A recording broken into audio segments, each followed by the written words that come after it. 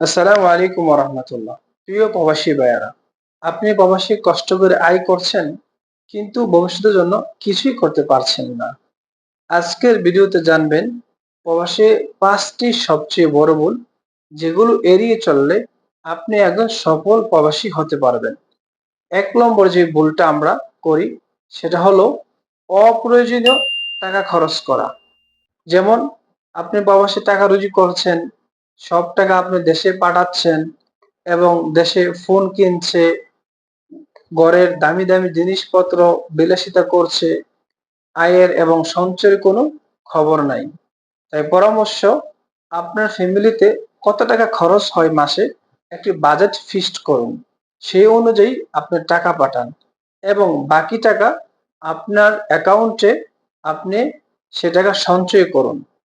2 নম্বর যে ভুল আমরা করে থাকি সেটা হলো আমরা ভবিষ্যতের পরিকল্পনা করি না। ভবিষ্যতের পরিকল্পনা বলতে কি? আপনি প্রবাসে আছেন, ভাবছেন যে দেশে যেয়ে দেশেরটা আমি চিন্তা ফিকির করব।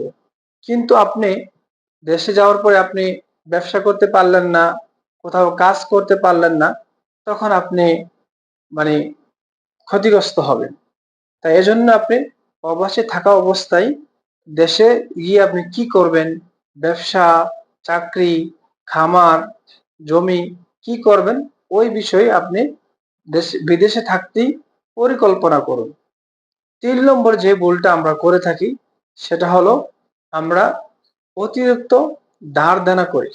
আমি প্রবাসে আছি, ঘর করতে যেয়ে, বাড়ি করতে যেয়ে এবং অন্যকে সাহায্য করতে যেয়ে আমরা অতিরিক্ত ধার দেনা করে ফেলি এবং ওই ধার দেনা পরিশোধ করতে আমার জীবন শেষ হয়ে যায়। এজন্য অতিরিক্ত ধার দেনা করা যাবে না। আমার আয় বুঝে আমরা ব্যয় করতে হবে এবং আমাদের আয় যত টাকা আসে তার থেকে ব্যয় অনেক কম করতে হবে। ওইদিকে আমাদের খেয়াল রাখতে হবে। ধাপে ধাপে আমরা সামনে এগিয়ে যেতে হবে।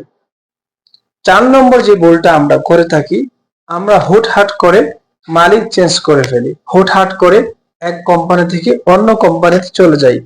এর ফলে আপনার অনেকগুলা টাকা একসাথে আপনার খরচ হয়।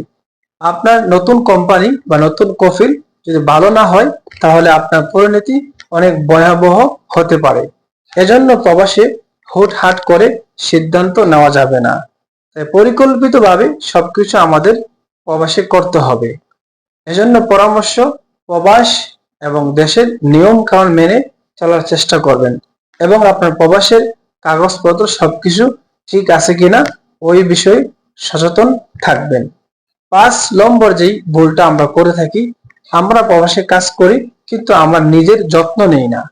আপনি প্রবাসে কাজ করেন, আপনি যদি সুস্থ থাকেন তাহলে আপনার টাকা আসবে, আপনার স্যালারি আসবে। যদি আপনি অসুস্থ হয়ে যান, আপনার কাজ বন্ধ থাকবে, আপনার টাকা আসবে না, স্যালারিও আসবে না। এজন্য আমরা নিজের যত্ন নেওয়া এবং ফ্যামিলির যত্ন নেওয়া, ফ্যামিলির খোঁজ খবর নেওয়া, ফ্যামিলির সাথে কথা বলা এবং প্রতিদিন নিজের জন্য 10-15 মিনিট সময় নেওয়া, আপনার শরীর, আপনার মন, আপনার হেলথ সবকিছু ঠিক আছে কিনা ওই বিষয়ে, নিজের লেবাস সব এই বিষয়ে আমাদের খোঁজ খবর নেওয়া, নিজের যত্ন নেওয়া। এই 5টা ভুল যদি আমরা এড়িয়ে চলতে পারি, আশা করি আমরা প্রবাস জীবনে ইনশাআল্লাহ সফল হব।